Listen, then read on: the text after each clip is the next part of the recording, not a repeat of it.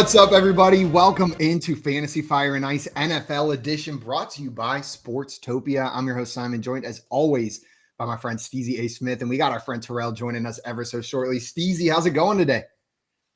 Man, I'm feeling great. As always, I'm kind of just waking up, being over here on the West Coast. I'm not 3 hours out ahead like you guys are, so I'm always a little tired, but because it is football, I can't ever really be too tired talking about it, so I feel good.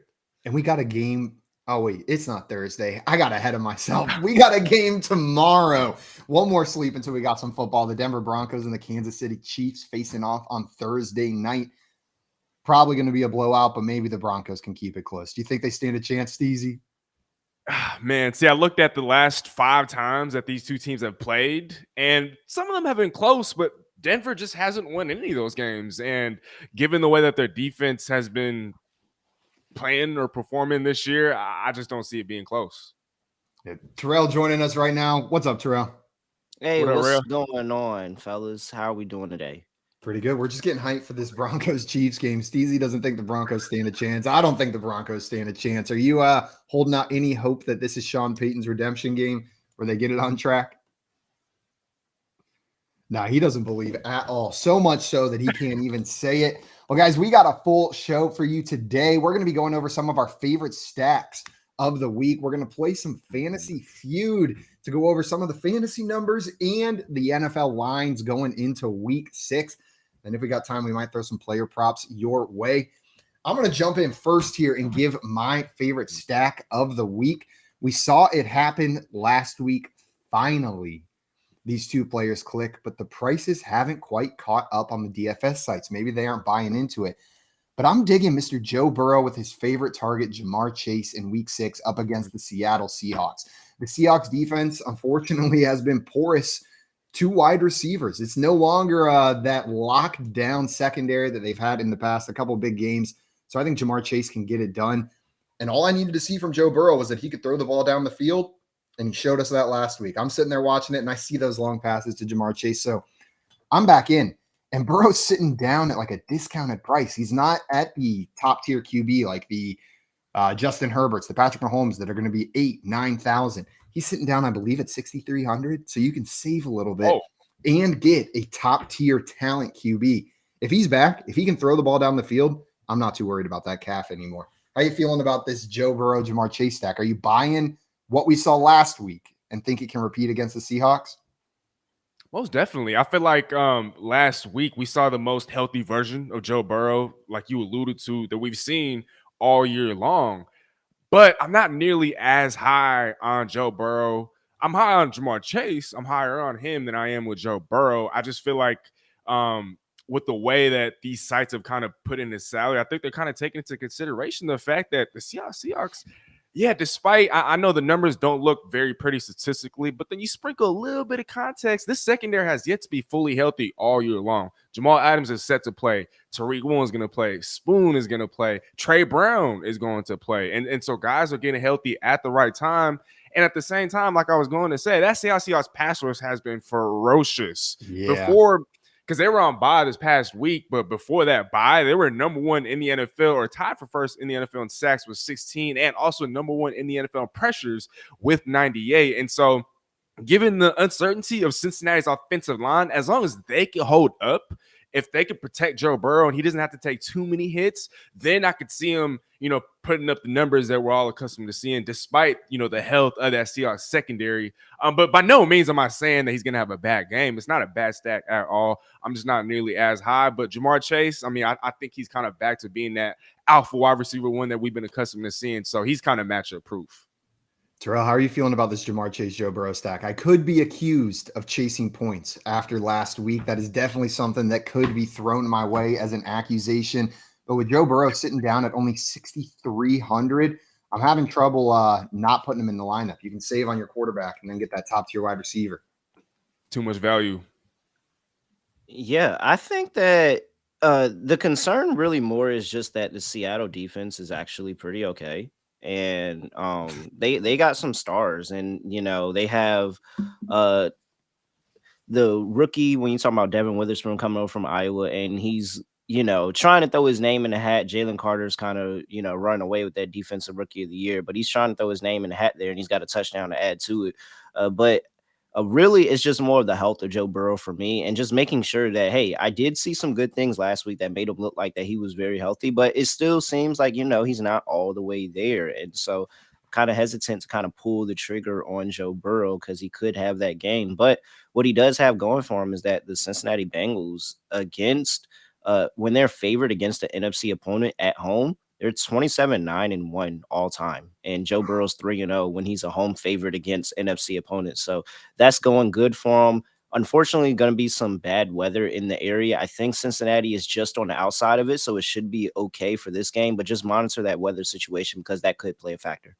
Yeah, if it gets nasty, that's definitely going to affect whether or not you want to be throwing Jamar Chase and Joe Burrow out there. He just showed us last week he can throw the ball down the field. I don't want him doing that in wind and rain as well.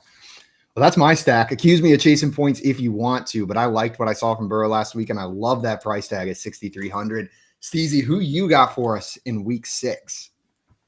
Man, it's crazy. You probably seen it in that show sheet right before the show, but I'm actually going with the quarterback wide receiver duo on the other side, Bengals and Seahawks matchup. And the biggest reason why is as long as it doesn't rain, I think that this is going to be a shootout. I mean, like we talked about, I know Rel talked about how Joe Burrow still isn't him, but this is the best version of him that we've seen all year long. And as the week progresses, he's only going to get healthier, at least in theory. And so now that him and Jamar Chase have kind of gotten back on the same page, T. Higgins should be available. I mean, he was close to playing last week. He did put in a limited participation in a practice last week. And so I'd be surprised if he doesn't play. But just given the amount of talent, firepower on both sides of the ball, guys are getting healthy, both teams. I just think this is going to be one of the more higher scoring games of the entire slate, Thursday through a Monday. And so because of that, I mean, as I always say, like if a game is going to put up, if there's going to be a lot of points on both sides, I mean, I'm going to want fantasy players on any of those teams. And so I really like Geno Smith and DK Metcalf this week. Man, I'm liking that one. And I might even, with that Jamar Chase, Joe Burrow stack, sprinkle a little DK Metcalf on the other side of it. Just to get both sides of what should be a shootout. Terrell, are you feeling as optimistic about this game as it seems Steezy and I are? And do you like that Geno DK stack maybe a little better than the Burrow Chase one? I lean to the Cincinnati side of things. Just that stat was just crazy to me. And, non-conference road games are a really tough spot in the NFL. And so I lean a little bit more into the Cincinnati Bengals side of the stack. But I think that this is a little bit more of a high-scoring game, weather permitting. Like, if that weather continues to push towards Cleveland, towards Chicago, and Cincinnati kind of is like maybe a little damp conditions, but they're not getting the rain. The wind is going to be there, but it's not going to be as heavy as it is in Chicago. It's not going to be as heavy as it is in Cleveland this week. So I'm not expecting a windy game under or anything like that. So I think that both of you have really good potential, and it looks like we got a head-to-head matchup here. Yeah, we'll see. We'll see how that plays out this weekend. Terrell, that was my stack. That was Steezy's stack. You got a stack for us this week? 2 players that you're digging? Maybe 3? Yeah, I'm not gonna get in the middle of y'all 2 beef that y'all got going on over there. So I'm gonna take my talents over to Jacksonville, and Gardner Minshew has a revenge game against the Jacksonville Jaguars, who are giving up the 6th most passing yards in the league right now. This offense moves different when Gardner Minshew. It's not predicated on just running the ball a million times. He has the ability, and it's a lot of tough throws that Gardner Minshew made in that game last week that I was looking and I was saying, man, I don't know if, I was on the Tennessee Titans last week. I was looking at some of the throws. I'm like, man, if Anthony Richardson was in the game, he was not making that throw. Or, hey, if Anthony Richardson in the game, they probably wasn't getting that throw on 3rd down, and they're getting off the field here. And he was able to extend drives. And now you get a soft Jacksonville Jaguars secondary where I think that this could be the Michael Pittman Jr. week that everybody, wants to go see and have him have a good week. So I think he's a very good option. Josh Downs has been a really, really frequent target over, not even just for Minshew, but for Richardson as well. So I like a stack of Minshew, Downs, and Pittman there, or I would just kind of pivot and just kind of give up one of those 2 and go for a Jonathan Taylor. I haven't really decided where I should go there. What do you guys think?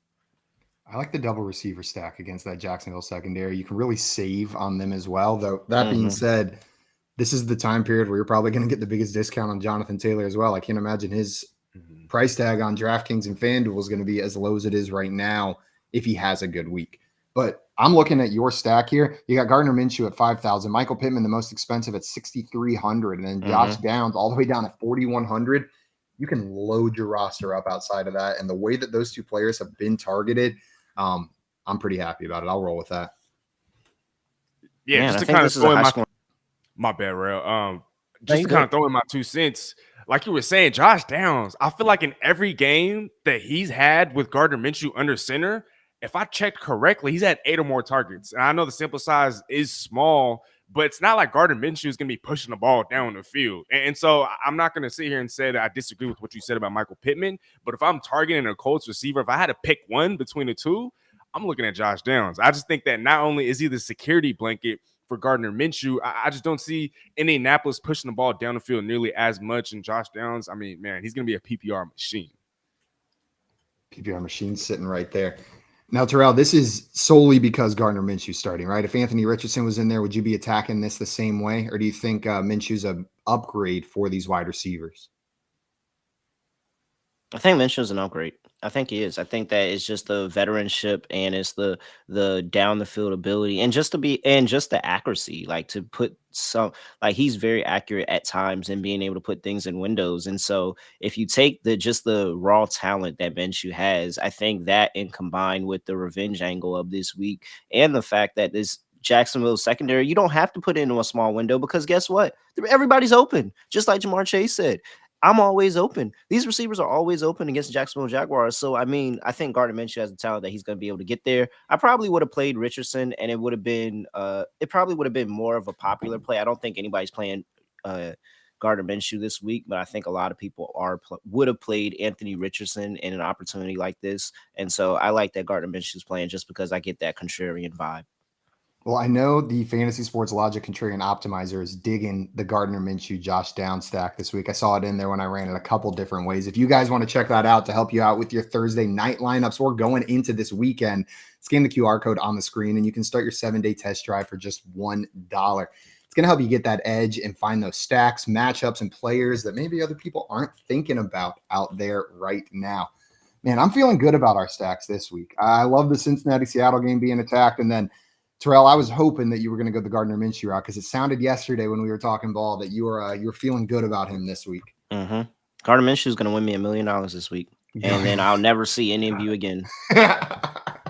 Yeah, if I won $1 million. Appreciate my last show here, Ed. It was best. I appreciate all the opportunities you gave me, and I see you on a beach in Cabo. Until we follow your lineup and all three of us split the $1 million and nobody shows up. It's just producer Keith in here on Wednesday morning.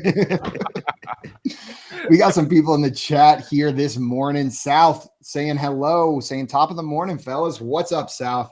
And we had a couple questions in here as well before we get into our game of Fantasy Feud. Priceless Pigeon, you are priceless, said, would you trade Tutu, Burks, and Everett for Josh Downs, Derek Carr, and Jonnu Smith? 20-man PPR league. Tutu is currently in the flex, others on the bench. Feels the need for a backup quarterback in this 20-man league. I imagine backup quarterbacks are a little bit harder to find with so many teams. Terrell, when you look at this trade, are you making this move or are you holding on to Tutu, Burks, and Everett? Well, I mean, Tutu Atwell's stock just kind of went up with that Van Jefferson trade. And so I see why somebody made the offer. I don't know if you made the offer. It sounds like he made the offer. And so if you made the offer, you wouldn't be asking this question. So, I understand why he's trying to get down on the Tutu Atwell trade with Van Jefferson being shipped out into Atlanta. I think this is, I mean, if you need a backup quarterback, I think that this is a pretty all right trade because I don't think that you were probably doing too much with Everett. And you're getting Jonnu Smith back in replacement, who seems like he's the tight end one in Atlanta right now. So, Shut up. I mean, we're not allowed to say it out loud. We just have to pretend like that's not happening for the rest. It's like Bloody Mary where everybody's trying to act like it's not happening, and it's absolutely happening. Jonnu Smith is 100% the tight end one in Atlanta right now, so I like the trade. I think that you wouldn't be doing too bad, especially because Downs seems like he's getting a lot more work, so he can kind of supplement some of that Tutu Atwell loss. I'm with you, Terrell. I think this is more than fair. And in a 20-man league, I understand the positional scarcity at quarterback. I mean, there's only 32 quarterbacks. Not everyone can even have a backup quarterback in this league. There's going to be a couple teams sitting there without him. And then you're not downgrading too much at the other positions. Steezy, you like this? Oh, man, I love this. I mean, you guys were just talking about, the quarterbacks. I'd imagine he has a bye coming up, and he probably looked at his options on the waiver wire and said he doesn't have any. And so I think, by acquiring a Derek Taylor Carr Heineke sitting there.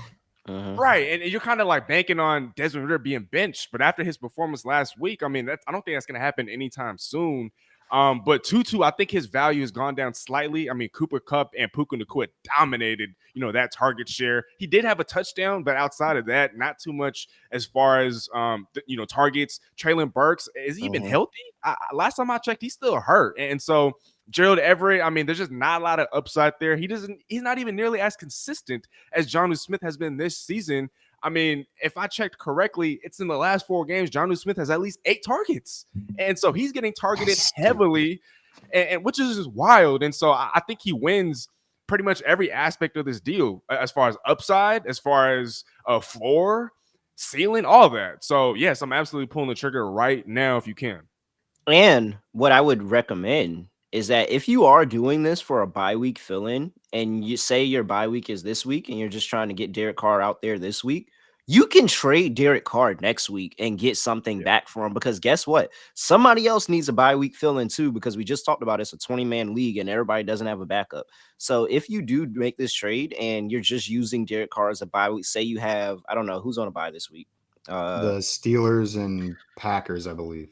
Yeah, so say you have you're rolling out a Jordan Love, where I mean I probably would want to roll out a Derek Carr, but say you have a good quarterback that's coming up on a bye in the next week or two, hey, you can, all right, bet I got Derek Carr, I'll have him on my roster for the next week or two, and then boom, I can ship him out and I can get me, another player, and that will make this trade even more worth it, because now you're turning Derek Carr into a valuable trade asset that a lot of people are probably going to be looking for when bye weeks come around.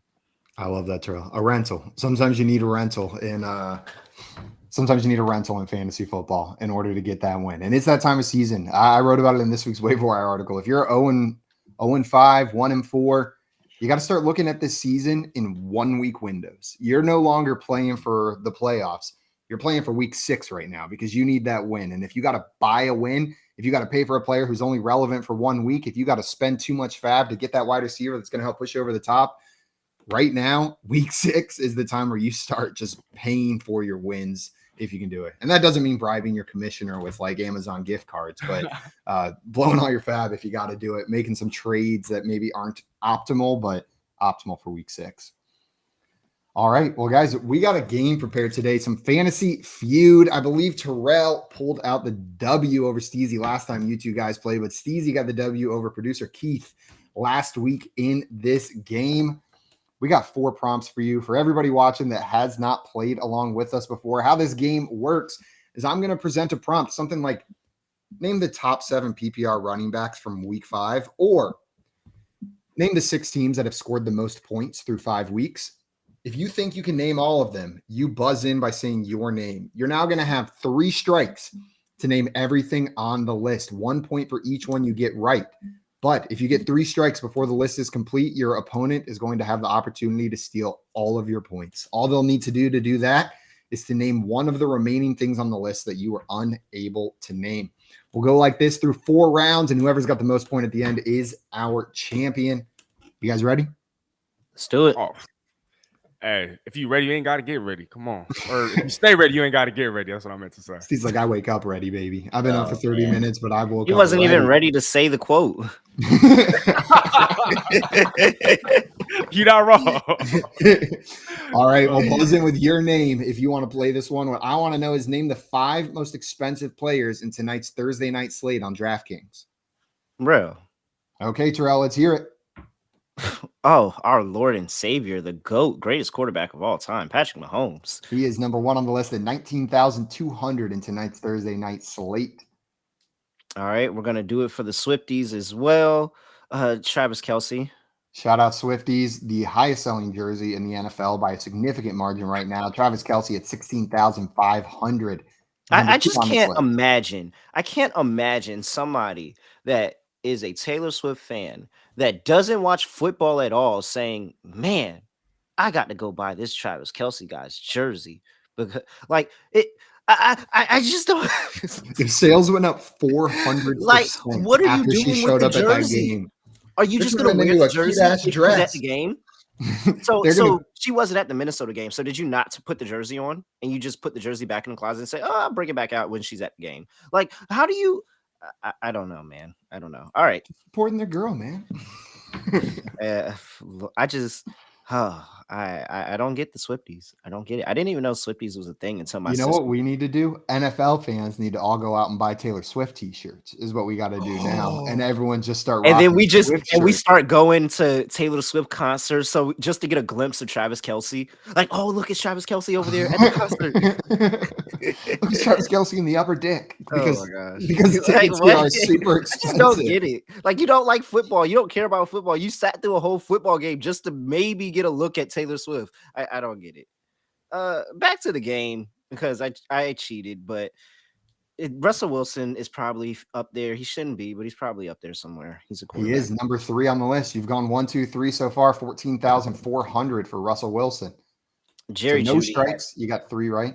Jerry Jeudy, number 1 Number receiver. 5 on the list. 13,500. So the only one you're missing is number 4. 0 strikes. So I am torn between 2 players, but I got 0 strikes. So Isaiah Pacheco. Number 4, clean sweep, no strikes. That is 5 points for Terrell. $14,100 sitting there at the top of the list. I thought this was going to be Fantasy trickier. Sports Optimizer.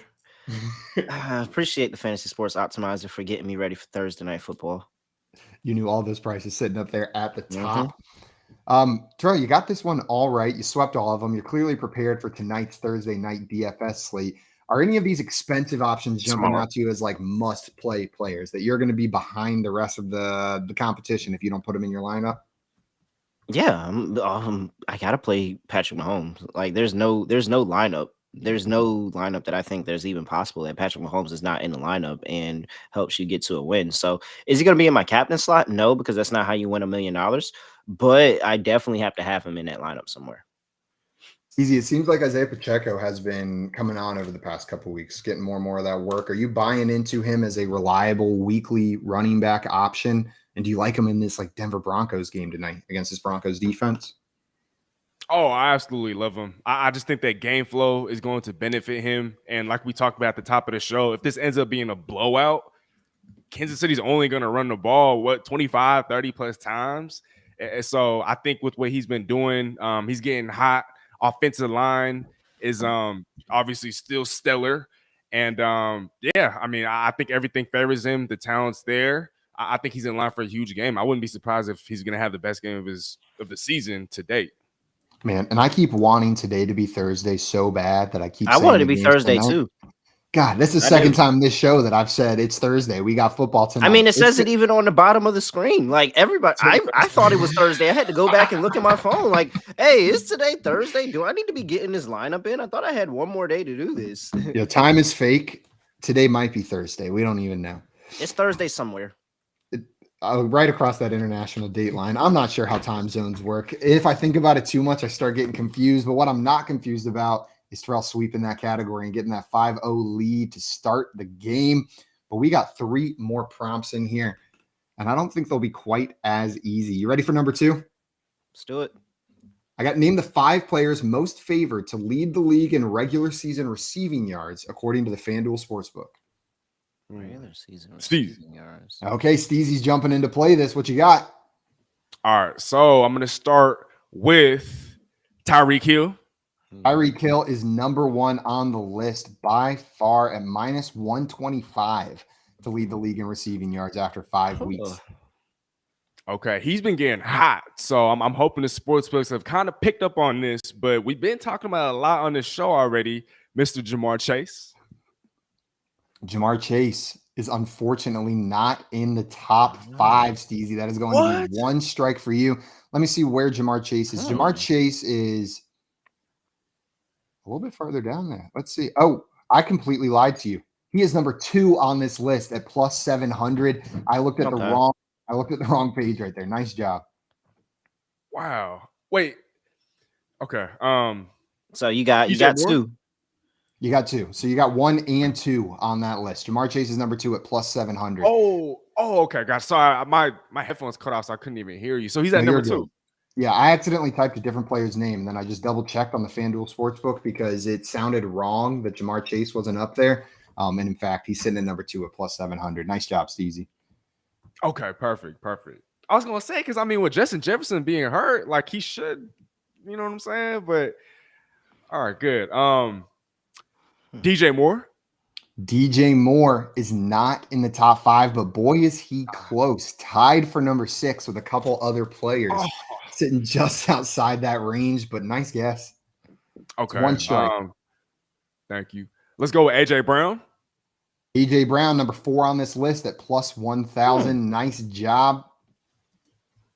Okay, and then I guess tied for 3 on this list. Okay. This next one, I'm gonna go with Stephon Diggs.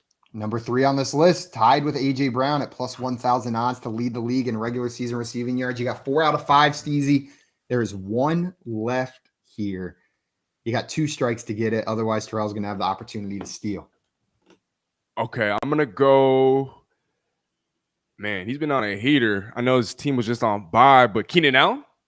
Keenan Allen, unfortunately, is incorrect. One of the ones tied with DJ Moore there at 6th at plus 2,500 odds. Okay. That is 2 strikes. Man, I got one more player.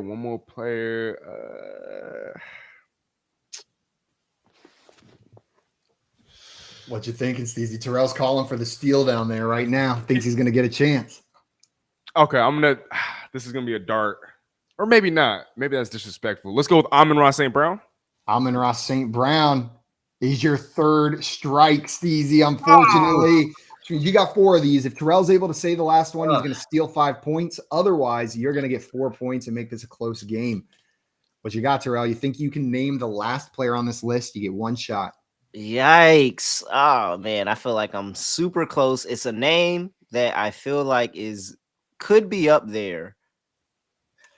We just talked about him having a 4-reception day on Monday Night Football. He's one of the best receivers in the league, Davante Adams. Davante Adams, tied with Keenan Allen, DJ Moore, and CeeDee Lamb for 6th on this list at plus 2,500. Hey, who are we missing? Easy. You're going to get 4 points here for this, and you are missing the waiver wire phenom of the season so far, Puka Nacua. I thought Puka Nacua in my head. I didn't think that he would still be on the list with Cooper Kupp coming back, and so I went. Hey, that was my line of thinking. Dang. Sitting at plus 1,400. Are there any names on this list besides Tyreek Hill that interest you? Because the way this Miami offense is playing, I'm having trouble picturing anybody catching Tyreek Hill barring an injury.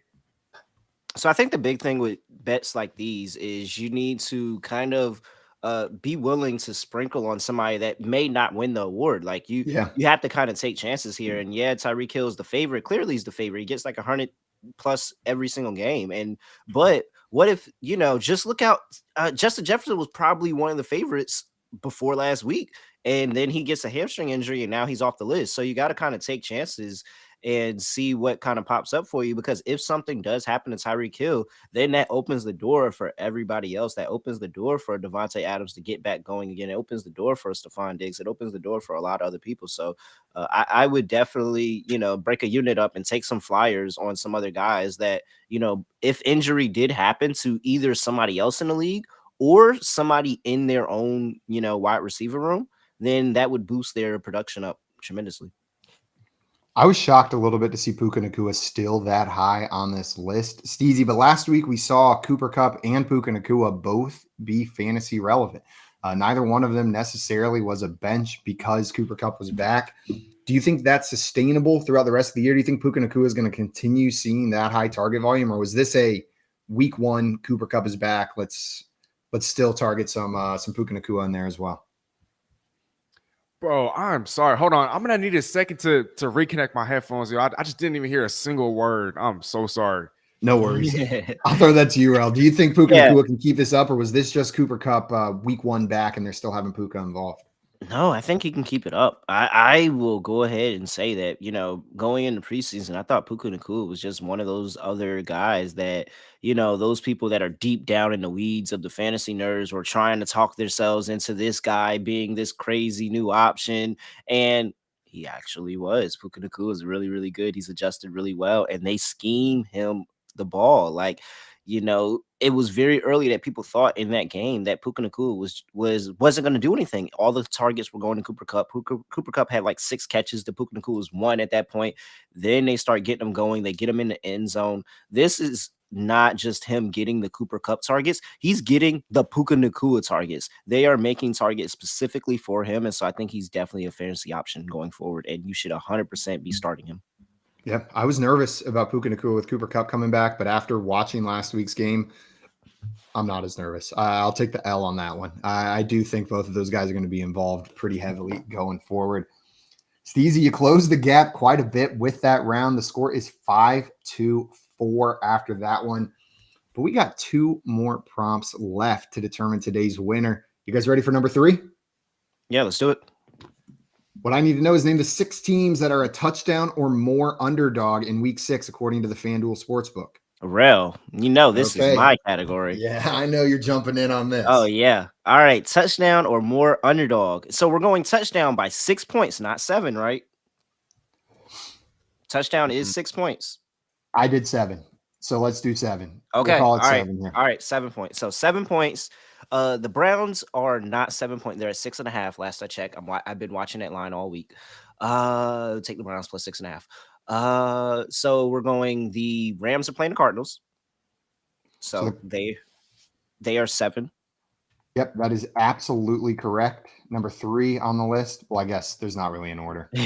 You have the Carolina Panthers that are probably going to get destroyed by the Miami Dolphins.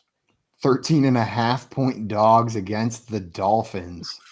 You have the Kansas City Chiefs and Denver Broncos tomorrow night. 10.5 for the Chiefs in that one. We got some big gaps this week.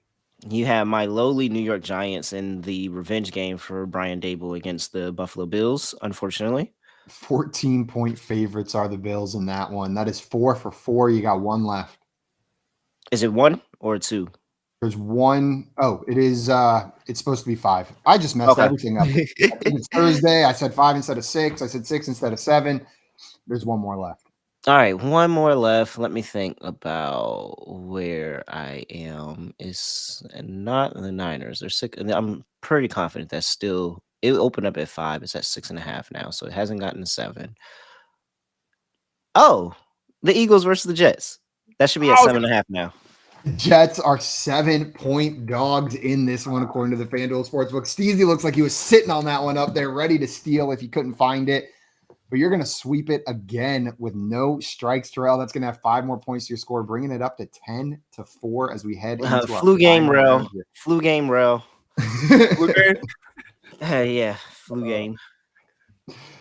I see all these double-digit lines this week. We got some real expected blowouts, and they scare me away from wanting to touch those games. I'm always a little bit nervous betting on either side of those. It seems difficult to imagine the Giants losing by less than 14. Sorry, Terrell. But I also don't have confidence. This Bills team has just not shown up a couple times this season. And they could let their foot off the gas in the fourth quarter, and all of a sudden they win by 11 instead of by 20. Do you guys have any rules of thumb when it comes to these double-digit dog games? Do you stay away from them, or is it on a case-by-case basis? So for me, it's a lot more of a case-by-case basis and just looking at, the personnel. And unfortunately for Patrick Mahomes and Andy Reid, they don't take these games serious where they're double-digit favorites. I mean, look at what happened with the New York Jets and only winning that game by 3. And he had the opportunity to cover the line. And guess what? Kneel down in the goal line. So they don't care about covering the spread. Unfortunately for the Denver Broncos, there's not a situation at all where you should feel confident in betting Russell Wilson. And so, I mean, I'm still going to back the Chiefs in that game no matter what. But for the most part, I do typically stay away from the Kansas City Chiefs and Patrick Mahomes, Andy Reid when they get a double-digit number because they typically do not care about covering those lines.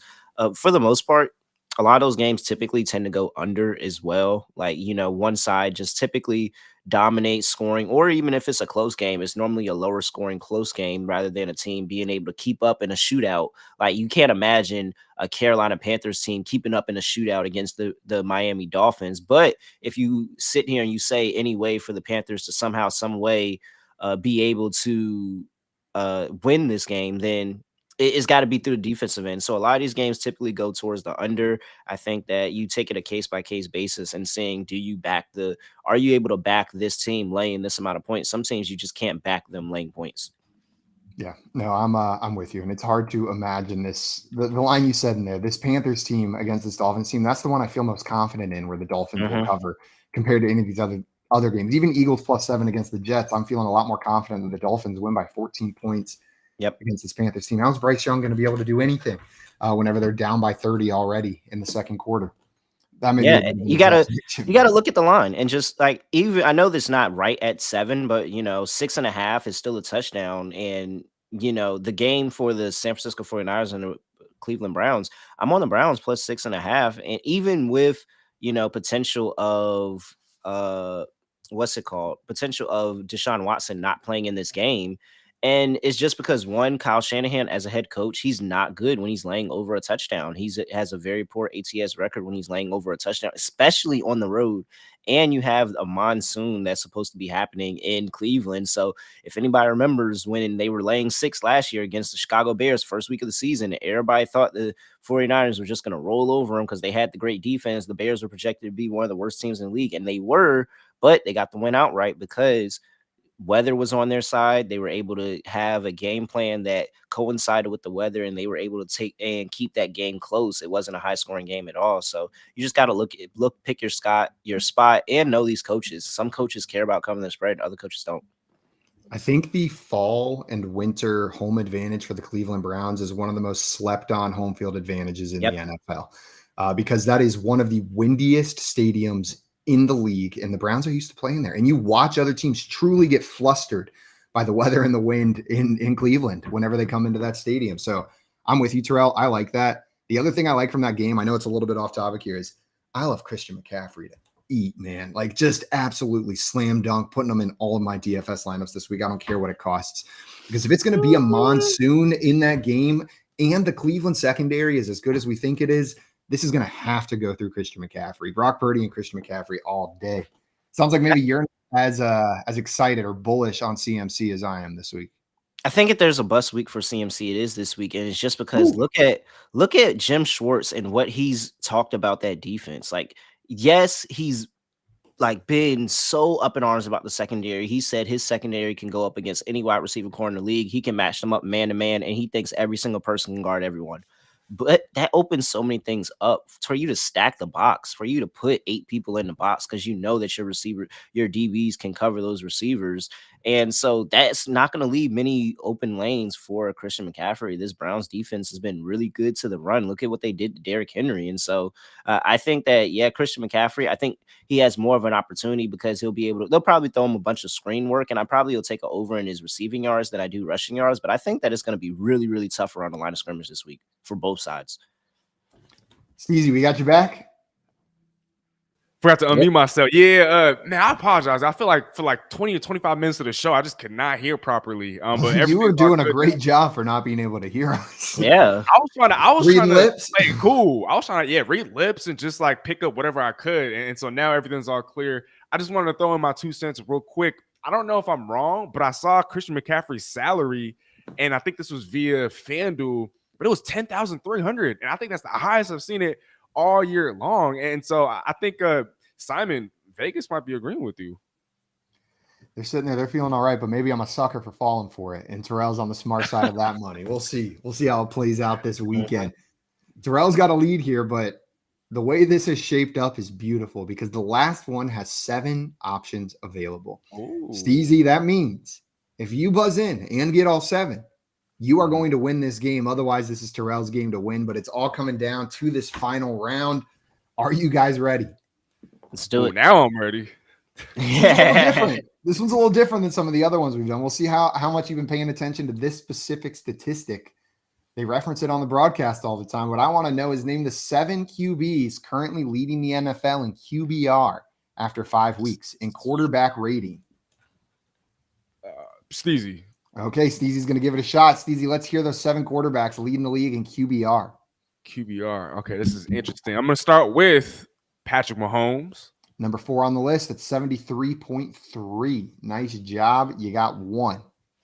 Okay, and then let's go with Josh Allen. Josh Allen is on this list at number 2, 78.3 QBR. Okay, and let's go with Brock Purdy. Number 1 on the list, 83.6 QBR through the first 5 weeks. Okay, and then let's go with Tua. Number 3 on the list, you got numbers 1 through 4 now at 75.6 QBR. 75.6. Okay, let's go with Jalen Hurts. Jalen Hurts, unfortunately, is outside of the top 7. He's sitting down at number 11 with a 60.8 QBR. That's 1 strike, Steezy. Okay, that's fair. Let's go with Justin Herbert. Justin Herbert, number 7 on the list at 69.5. We got 1 strike and 2 remaining here. Okay, let's go with Jared Goff. Number 5 on the list at 71.2. There is only 1 left at number 6. You got 1 strike, 2 shots to get it. So sitting between Jared Goff and Justin Herbert is one last name that you need to identify. I know who it is. And I think he goes by the name of Kirk Cousins. Kirk Cousins is incorrect, unfortunately. Kirk Cousins is sitting down at, where is Kirky boy on this list? Number 12, right behind Jalen Hurts at 60.0. So that is 2 strikes. 1 more strike, 1 player left. Set up for a tie right now. Terrell can't steal it, but we'll see if you can set it up for the W right here. He's not going to get it. Okay, real quick, can you just give me a rundown of every quarterback in the NFL? No. That you list. Yeah, let me name all of them. You've got Brock Purdy at 1, Josh Allen at 2, Tua Tagovailoa at 3, Patrick Mahomes at 4, Jared Goff at 5. I almost accidentally read number 6. I knew you. I was sitting here. I was like, is he gonna say it? Like, is he gonna keep going and say it? He's gonna ruin it. Justin Herbert at 7. Ooh, that was close. I know who. I feel like I know who it is. Ooh, oh man, this is tough. Okay, so he's at 6. I'm gonna have to go with. I'm stuck on 2 guys. I'm gonna choose the less heralded guy. Let's go with Baker Mayfield. Coming in at number 6 is Baker freaking Mayfield. Steezy pulled victory out by sweeping this set. I'm shocked that you pulled Baker out right there. What? Where did you get Baker from? Bro, no, I was about to say Trevor Lawrence, but then I was just hold on. That's not what I was going to say at all. I was going to say CJ Stroud, who hasn't thrown an interception yet. I thought that was a sneaky guess right there. Oh, no, man, actually, where is CJ Stroud on the list? CJ Stroud is number 14 on the list at 56.2 QBR. Man. Couldn't call it Baker Mayfield. I would have gotten that. I would not have gotten that. With a final score of 11-10 with that last second Baker Mayfield. That's a shot at the buzzer. That's clutch. Wow. Hey, that's clutch De'Aaron Fox right there. Clutch player of the year. It's Dame time, baby. Come on. Time, yeah. That's clutch player of the year award for real. He tried to warn us he was ready. He tried to tell us before he did. I was not. Man. Come on. I was not thinking Baker at all. Now, I was shocked Baker was on there, but he's looked all right so far through the first 5 weeks. Not just all right, he's looked above average, which is what I've always called Baker Mayfield, is an above average NFL quarterback. He's not the world beater, but you give him a couple receivers and an O-line that can do something for him, and he's above average. Do you guys think this is a long-term solution here for the Buccaneers? Because it doesn't look like they're in the Caleb Williams lottery this year unless they trade for that pick.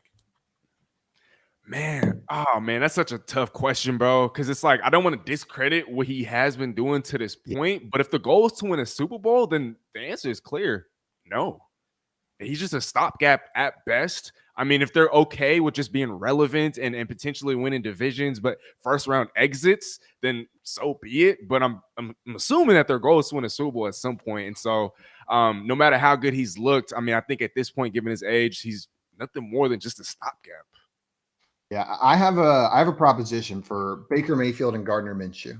We see the value of a really good backup. I think come playoff time, that Baker Mayfield should just be the all-time AFC backup quarterback. If any AFC team loses their quarterback, Baker Mayfield goes in, and Gardner Minshew can be the all-time NFC backup quarterback. If any team in the playoff loses their quarterback on the NFC, in comes Gardner Minshew. Then we don't have to worry about any of this 49ers would have loved nonsense. this last year. Right? This is my rule proposal for 2024. Hey, I like it better than the emergency quarterback rule. I'm not gonna lie to you, Simon. I do. Just have somebody ready out there. Yeah. I know this is off topic. Did you guys see the I think it was Kurt Warner who came out and said that it should be a penalty on the quarterback for leading their wide receiver into a dangerous hit? Like if the quarterback throws a ball that then leads to a defenseless receiver, that it shouldn't be on the defensive player, it should be on the quarterback. And for 1 second, I agreed with them. And then I thought about it for 5 seconds and I was like, yo, that would be the most dangerous league in the world. If defensive players got rewarded for hitting defenseless receivers, like I feel like he didn't think about that for even 2 seconds. You served them up to me on a silver platter. I mean, what was I supposed to do? I was already leading. No, man, it's terrible. This is a contact sport, guys. Let's remember, like it's a contact sport. You knew what you were signed up for when you decided you wanted to play. We got a question in here from George now that we wrapped up our game. Congrats, Steezy, on that one. George wants to know, I want to add Jameson Williams. Who should I drop? Warren, Dell, Hunt, Algier, Deontay, or Joshua Palmer? So, Steezy, when you look at this list, which one of these players would you be dropping to add Jameson Williams, if any? So I'm going to assume they don't have an injured reserve spot because that's what Deontay Johnson should be. But reports came out yesterday, I believe, that he should be coming back in week 7. So not this week, but next week. And so obviously it's too late to kind of just drop him now. But just in case, that IR spot is still open and he just wasn't aware, he or she wasn't aware, then slot him in there. And then you could add Jameson Williams without having to drop anybody. But let's just assume that they don't. Then I think here I'll drop Kareem Hunt. I just think that with the Cleveland Browns, he's just the offensive line isn't nearly as elite as it has been in years past. It's not to say that it's not any good, but if the offensive line was what it was from 2 years ago, 3 years ago, then I could see the Cleveland Browns supporting 2 running backs in fantasy. But given what we've seen so far, the offense just is it's average. I wouldn't want 2 Cleveland Browns running backs, and I think the one to own is Jerome Ford. So all that being said, I would drop Kareem Hunt to pick up a Jameson Williams. I'm with you. Kareem Hunt was the name that jumped out at me on this list. Terrell, is there a different name you'd be looking to drop, or are you feeling the same way here? No, I think I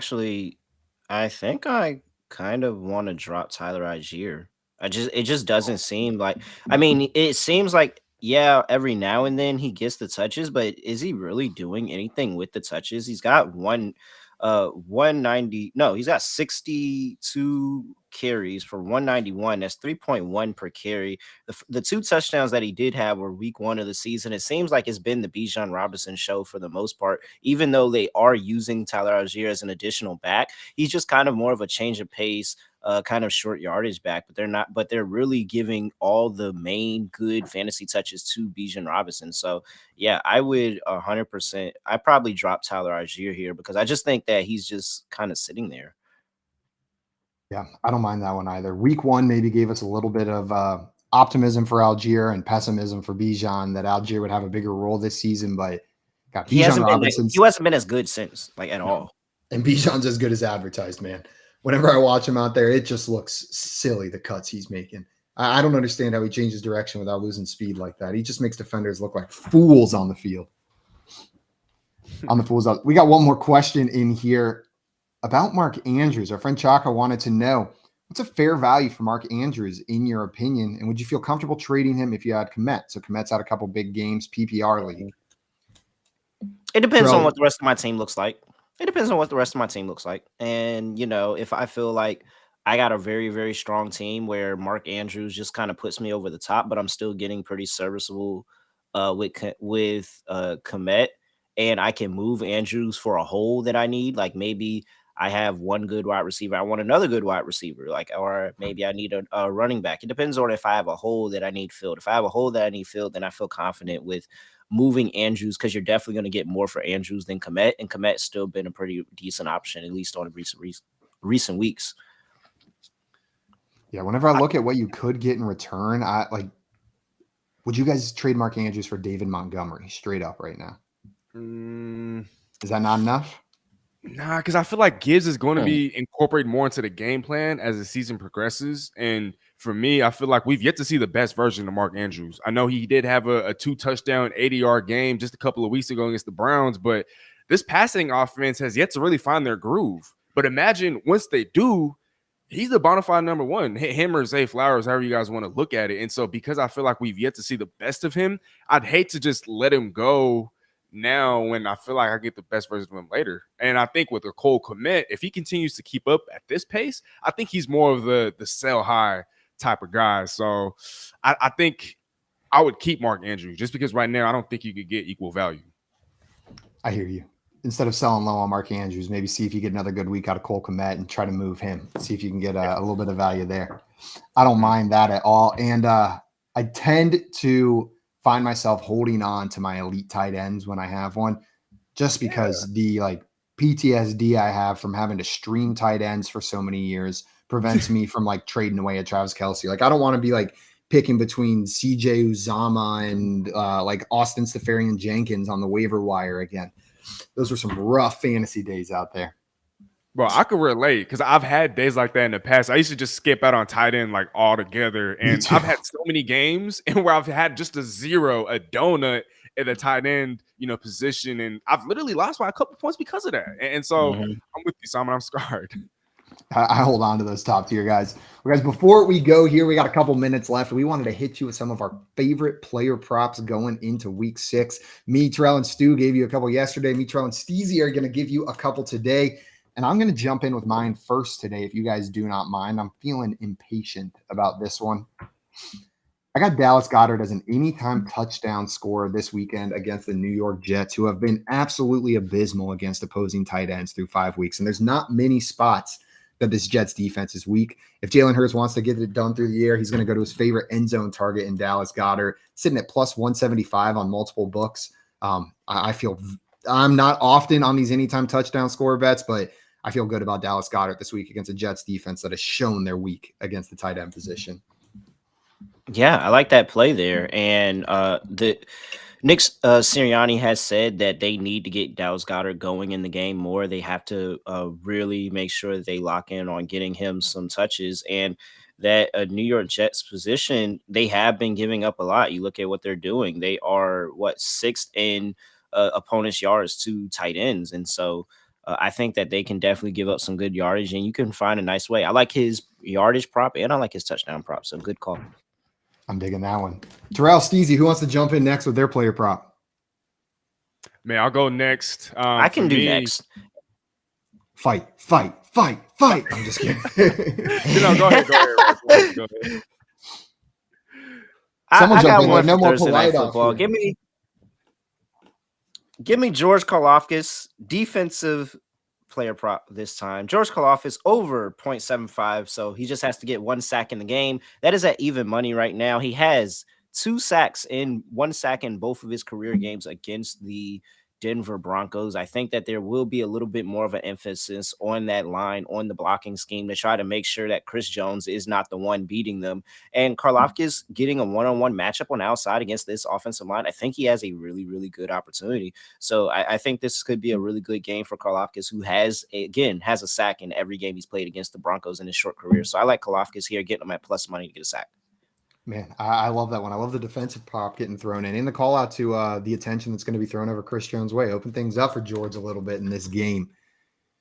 I like the confidence to throw some money down on those defensive props usually. Those IDP guys get in my head, man. They're serious out there on the Twitter streets. Yeah, man. I feel like I don't know nothing. Steezy, what do you got for us? Yeah, I was going to say, Ray, I'm glad you went because, you spicing things up a little bit. For me, it's a little more bland, but I'm going to have to go with Alvin Kamara. His rushing yard over under total is 68.5, and they're going up against the Houston Texans. And while their secondary is somewhat stingy when healthy, their run defense, not nearly as much. They've definitely improved, but I just think that with the New Orleans Saints, we don't know if Derek Carr is still is 100%. And I know Alvin Kamara's only been active for 2 games, but in those 2 games, he's been getting fed. Like, my gosh. And so I think with that Saints defense as well, they're probably going to shut CJ Stroud down. I know he's been absolutely phenomenal, this year, but this is the best defense that he's going to play. And so I don't know if their offense is going to be able to muster up a lot of points. I think game flow is going to be in his favor. I think the quarterback situation, he's not 100%, and so he's going to get a majority of the touches. He isn't really even splitting with anybody there. Kenjay only had a couple, and so 68.5, I could see Alvin Kamara rushing for 100. Give me the over. Yeah, the way we saw the Houston Texans run defense last year, he could hit 200. Right, exactly. I guess his name's not Derrick Henry, but you're right. You're right. I like that one. So we got Alvin Kamara over 68.5 rushing yards. We got George Karlaftis over 0.75 sacks, getting that whole sack in this game. And then we got Dallas Goedert, anytime touchdown scorer, as your Wednesday favorite props. And Terrell, I love that you not only hit Thursday night, but you hit a defensive one in there as well. Spicy yeah. up for Taking care of everybody. Yeah, you're making get you some money going into the weekend. To then put on the Dallas Goedert and Alvin Kamara one. That's where There that money's coming from. Well, guys, if you're not already following Sportstopia across all of their socials, you're going to want to do that right now. Make sure you're not missing out on any of our shows or the other awesome analysts across multiple sports. We got helping you out, win your leagues here. That's at Sportstopia HQ on YouTube, Instagram, and Twitter. And if you like the lineups we were coming up with earlier in the show, enjoyed our stacks, or want to find some of your own, scan that QR code on the screen. I'm going to remind you one more time because it's only $1 for a 7-day test drive of this unbelievably powerful tool that you can use, the Contrarian Edge Optimizer, brought to you by Fantasy Sports Logic. All right, well, it is not Thursday. We got one more sleep until football, as much as I want it to be Thursday. But guys, enjoy the rest of your Wednesday. We will be back next week with some more Fantasy Fire and Ice NFL edition. Until then, though, enjoy the rest of your week. Get ready for football tomorrow. And remember what day it is. Adios, everyone.